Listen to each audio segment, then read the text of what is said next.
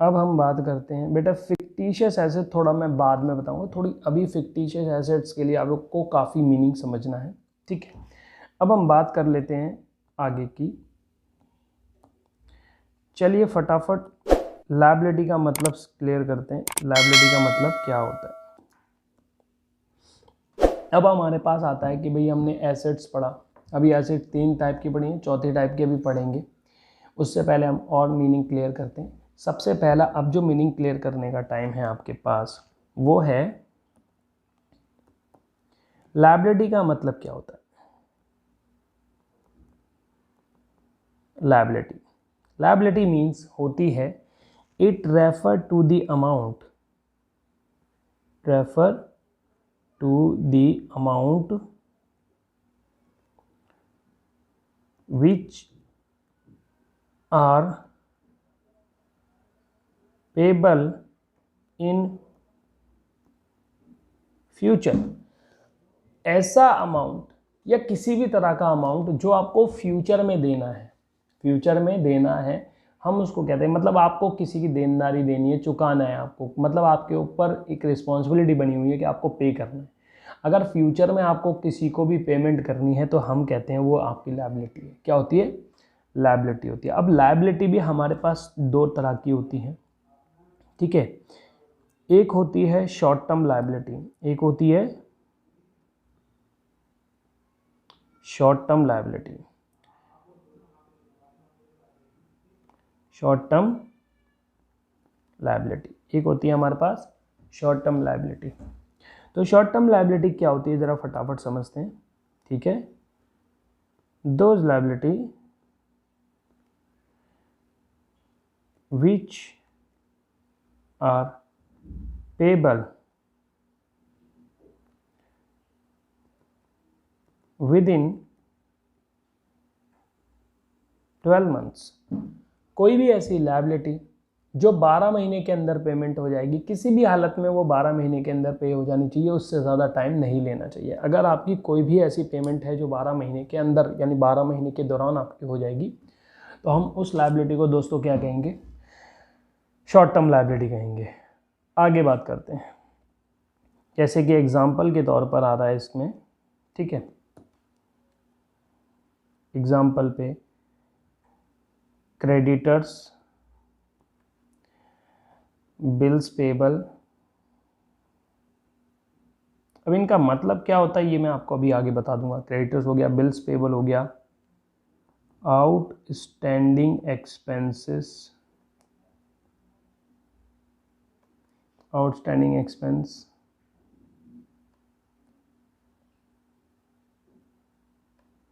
ठीक है, outstanding expenses, advance income, etcetera. अब हम यहाँ पे आगे बात करते हैं कि लॉन्ग टर्म लायबिलिटीज़ क्या होती है। आइए फटाफट समझते हैं लॉन्ग टर्म लायबिलिटीज़ क्या होती है।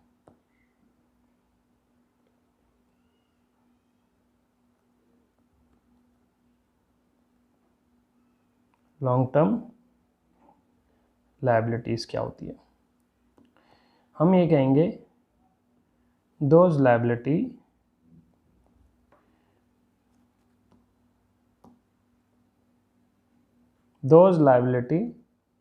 ठीक है, दोज लायबिलिटी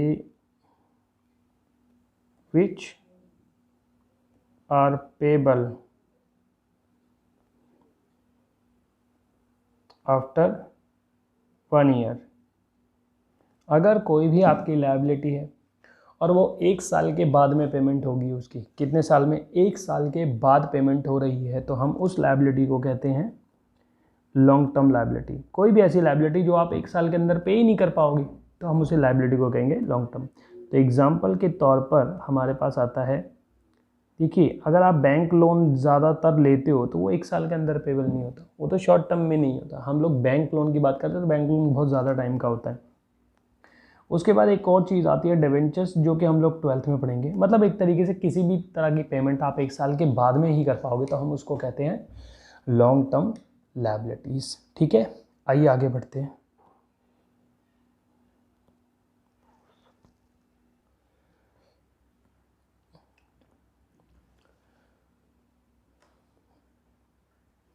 आइए दोस्तों आगे बढ़ते हैं।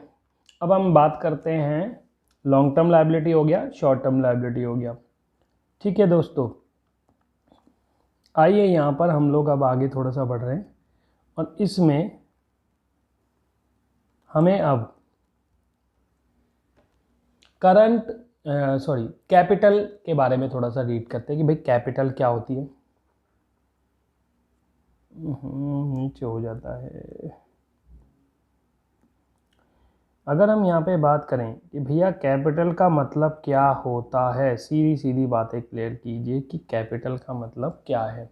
ठीक है, अगर हम कैपिटल को बोलें कि जब भी एक पर्सन, दोस्तों मैं हूँ और मैं अगर कोई बिजनेस स्टार्ट करना चाहता हूँ और स्टार्ट करने के दौरान मैं शुरू में तो भाई कुछ पैसा वगैरह इन्वेस्ट करूँगा, तभी तो कोई बिजनेस स्टार्ट होगा। मान लीजिए मुझे एक शॉप भी खोलनी होगी तो मुझे कम से कम 50,000 रुपये रखना होगा भाई, रेंट भी देना है 3 महीने का, मतलब सिक्योरिटी भी जमा करानी पड़ेगी, फिर प्रोडक्ट भी लाने होंगे और कुछ दुकान में रेनोवेट वगैरह कुछ डेकोरेट वगैरह करवाना होगा। तो यानी कि स्टार्टिंग के लिए मुझे 50-60 हज़ार रुपये बिज़नेस में लगाने पड़ेंगे। तो जब मैं 50,000 रुपये बिज़नेस में इन्वेस्ट करूँगा तो उस अमाउंट को कहते हैं कैपिटल। किसको कहते हैं? उस अमाउंट को कैपिटल कहते हैं। तो आइए ज़रा समझते हैं, लिखते हैं। It refer to the amount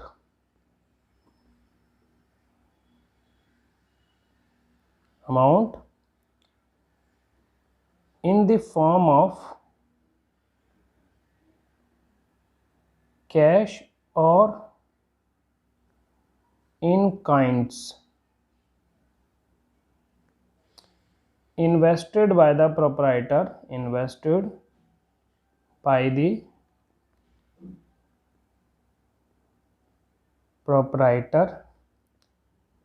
the business। भैया सबसे पहली बात ये समझ लीजिए, जब भी एक प्रोपराइटर बिजनेस में कैश या किसी भी तरह की एसेट जानते हो, ठीक है, संपत्ति या प्रॉपर्टी, तो वो दोनों मिलाकर लाए या एक चीज़ लेके आए, वो किसी भी तरीके से बिजनेस में इन्वेस्ट करता है। ठीक है, अब वो इन्वेस्ट कर रहा है तो हम शुरू में स्टार्टिंग को जब भी वो अपने पर्सनल कहीं से भी पैसा लाकर बिजनेस में डालेगा तो हम उसे कैपिटल की सेंस में बात करेंगे। मान लीजिए ऐसा नहीं है कि स्टार्टिंग में ही अगर वो बिजनेस में ही पैसा डालता है बस वही कैपिटल है, नहीं, ऐसा कुछ नहीं है। आप बाद में बीच बीच में भी अपना पर्सनल पैसा बिजनेस में डाल रहे हो तो वो भी आप लोगों की एक तरीके से इन्वेस्टमेंट यानी कि कैपिटल ही मानी जाएगी। ठीक है, तो आइए ज़रा समझते हैं। अब यहाँ पे एक वर्ड आ रहा है कैश और इन काइंड्स, ज़रा इसको थोड़ा सा समझते हैं कि कैश और इन काइंड्स का क्या मतलब है। यहाँ पे बोला हुआ है in the form of cash और इन काइंड्स। काइंड्स का देखिए, कैश तो कैश की फॉर्म में है, यानी कि एग्जाम्पल के तौर पे यहाँ पे समझते हैं, Ram started business with cash of rupees 10,000 and furniture of rupees 5,000, machinery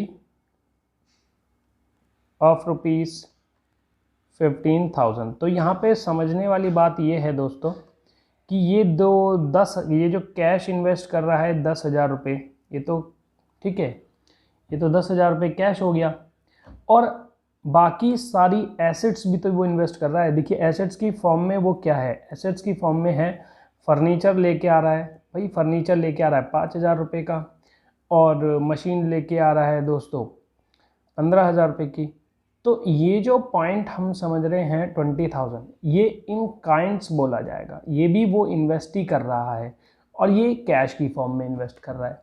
तो कैश की फॉर्म में करे या कैपिटल की फॉर्म में करे, तो हम टोटल अगर हम कैपिटल की बात करें कि उसके पास टोटल कैपिटल कितनी है, तो 10,000 रुपये तो कैश में लेके आ रहा है, 20,000 रुपये आपका 20,000 उसका अमाउंट आपका इन काइंड्स में है। तो टोटल जो कैपिटल बनती है वो हमारी बनती है 30,000। तो हमारी कैपिटल हम कितनी कह सकते हैं, 30,000 की बोल सकते हैं। तो ये आपका यहाँ पे क्लियर हो जाता है। ठीक है दोस्तों, कैपिटल आपका पूरी तरीके से क्लियर हो गया।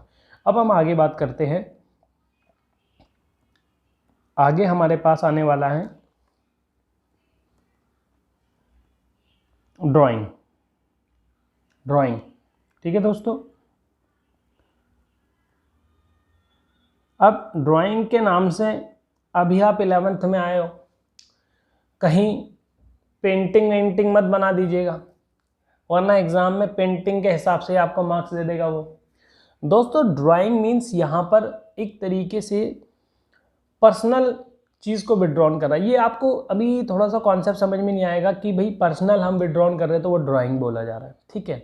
ये आपको इसलिए समझ में नहीं आएगा क्योंकि आपको इससे पहले एक कॉन्सेप्ट है बिजनेस एंटिटी कॉन्सेप्ट, ठीक है। जब हम उस कॉन्सेप्ट को पढ़ेंगे तो इसका मीन्स ड्राइंग क्यों बोल रहा है उस चीज़ को, पर्सनल पैसे को विड्रॉ करने को भी ड्राइंग क्यों बोलता है, वहाँ पे आपको क्लियर हो जाएगा। तो फिलहाल हम यहाँ पे थोड़ा सा समझ लेते हैं कि ड्राइंग का मतलब क्या होता है। It refer to the amount,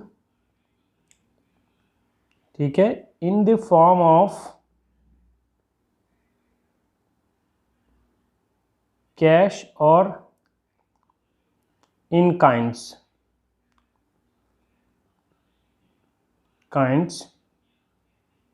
used by the proprietor for personal purpose,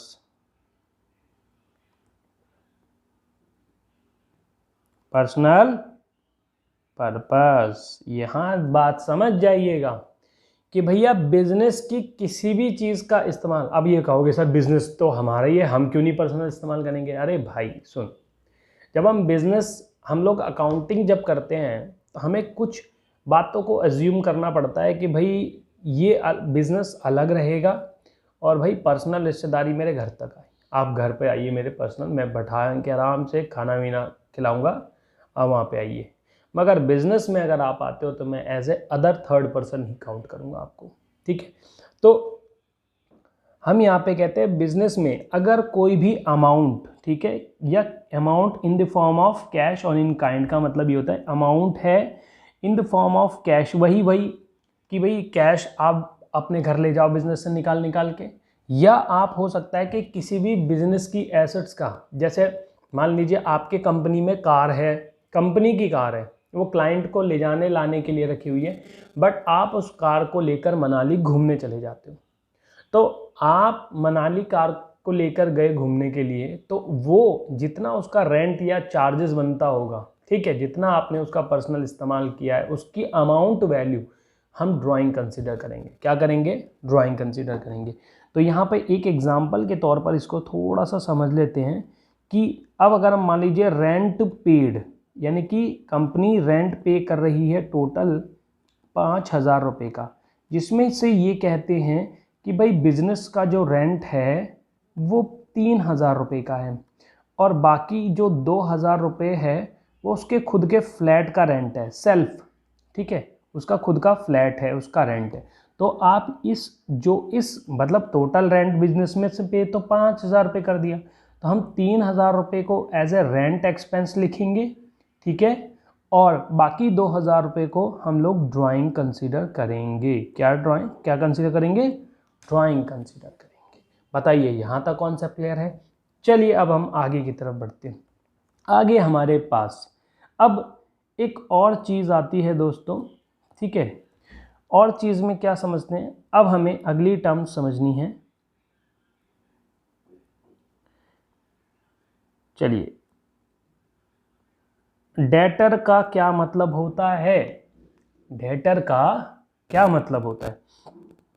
ठीक है, द पर्सन, यानी कि the person from whom the business has to receive money due to credit sale। आइए ज़रा समझते हैं इसका मतलब क्या है कि डेटर पे क्या डिनोट कर रहा है। मान लीजिए दोस्तों आपकी एक दुकान है और उस दुकान पे एक राजू नाम का लड़का आया जिसे आप जानते हो, ठीक है। उसने कहा भैया मेरे को ना 500 रुपये का सामान दे दीजिए, ठीक है, मेरे पास पैसे नहीं है सर, मैं आपको ना कल परसों दे दूंगा। मैंने कहा चलो ठीक है, हमारे आस पड़ोस में रहता है, हम इससे बाद में पैसे ले लेंगे। तो जैसे हमने उसको सामान बेचा, ठीक है, तो हमने उधार सेल कर दी, यानी कि हम एक तरीके से यही कह सकते हैं ना दोस्तों कि हमने उसको क्रेडिट में सेल की है ना। अब राजू से आपको पैसे लेने हैं, यानी कि राजू पैसे देगा, आपको देगा, और आपका मान लीजिए आपका बिजनेस है, आपके बिजनेस के पैसे हैं, भाई आपने उधार सेल किए तो पैसे रिसीव भी आपका बिजनेस ही एक तरीके से करेगा। तो हम यहाँ पे उस टर्म्स को बोलेंगे द पर्सन, एक ऐसा पर्सन, ठीक है, फ्रॉम हुम, जिससे बिजनेस को पैसे रिसीव होने हैं, एक ऐसा पर्सन जिससे बिजनेस को पैसे रिसीव होने हैं, तो उस पर्सन को कहते हैं डेटर। जो पैसे देने वाला पर्सन होता है दोस्तों उसे कहते हैं डेटर, ठीक है। अब अगली बात नेक्स्ट में, फिर क्रेडिटर क्या होता है, आइए समझते हैं क्रेडिटर। क्रेडिटर का मतलब क्या होता है, हम जब ये ऐसे, जैसे एक बात बताइए कि राम ने हमसे खरीदा, तो बिजनेस का जो ओनर है वो भी तो कुछ ना कुछ सामान कहीं से उधार खरीदेगा कि भाई मेरे को एक काम करो, माल दे दो थोड़ा सा, मैं कुछ पैसे दे के जा रहा हूँ, कुछ बाद में ले लेना जब माल बिक जाएगा। मैंने कहा चलो ठीक है, कोई दिक्कत नहीं है, आप ऐसा कर लीजिए। तो बाबूजी उसने हमें माल उधार में दिया, यानी कि बिजनेस को भी, अरे हर एक बिजनेस दूसरे बिजनेस से उधार देता रहता है। तो हम उस सिचुएशन में जो बिजनेस से पैसे लेने वाला है, जैसे आपका एक बिजनेस है और आपने किसी पर्सन से उधार ले लिया है, उधार दिया नहीं, उधार ले लिया है, ठीक है, तो उधार लेने को, और वो अब आपसे पैसे लेगा, तो यानी कि आपसे बिजनेस से जो पैसे लेने वाला है उस पर्सन को कहते हैं क्रेडिटर। तो हम लिखेंगे the person to whom the business has to pay money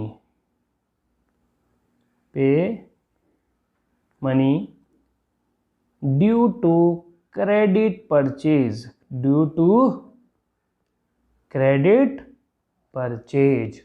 ठीक है।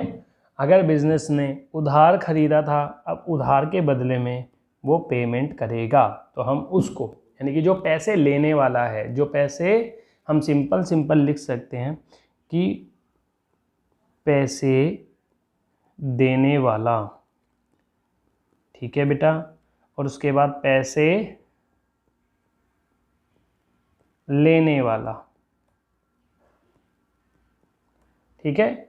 यानी कि मान लीजिए यहाँ पे कोई पर्सन पैसे देने वाला है, यहाँ पे कोई पर्सन पैसे लेने वाला है, तो हम पैसे लेने वाले पर्सन को क्रेडिटर बोलेंगे, पैसे देने वाले पर्सन को डेटर बोलेंगे। बात समझ में आ रही है आपको? अब हम थोड़ा सा आगे बढ़ जाते हैं, थोड़ा आगे मीन्स अब हमें अगला जो पॉइंट समझना है, भाई वाउचर का क्या मतलब होता है। भाई हम सीधी बात कुछ पढ़ना चाह रहे हैं कि वाउचर का मतलब क्या होता है। दोस्तों आज आप बिल्कुल अच्छी तरीके से काफ़ी अकाउंटिंग टर्म समझने के बाद घर पे थोड़ा सा डिस्कस कीजिएगा कि भाई ये पता है, वो पता है, ये पता है। कई लोग होते हैं ना भाई, कुछ पढ़ के जाते हैं और दूसरे, तुम्हें पता है ये क्या होती है, तुम्हें पता है वो क्या होती है। तो ये सारी चीज़ें, तो आज आप प्रैक्टिकली सारी चीज़ें सीख रहे हो कि कौन सी चीज़ को क्या कहते हैं, ठीक है। तो वाउचर में मीन्स क्या होता है, हम इसे सिंपल तरीके से कहते हैं एविडेंस ऑफ ट्रांजैक्शंस। दोस्तों थोड़ा राइटिंग को लेकर इश्यूज है, करेंगे धीरे धीरे इश्यूज इसका क्लियर।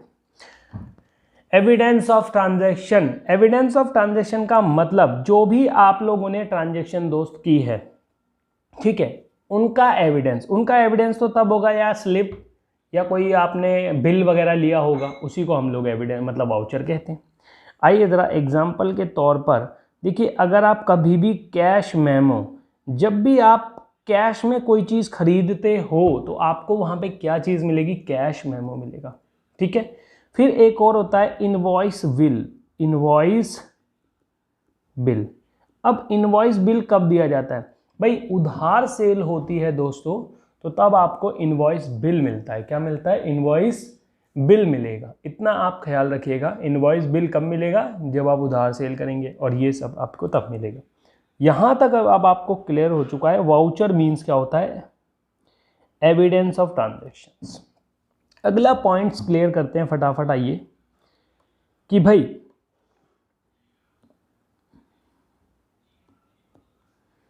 वाउचर हुआ, अब हम बात करते हैं सेल। हम कब कह सकते हैं कि सेल हुई है, हम मतलब हम किस टर्म के बिजनेस में किस सिचुएशन में बोलेंगे कि हाँ जी सेल है।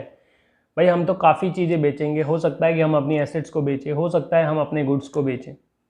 तो आइए ज़रा इससे पहले एक चीज़ और क्लियर करते हैं फटाफट, ठीक है।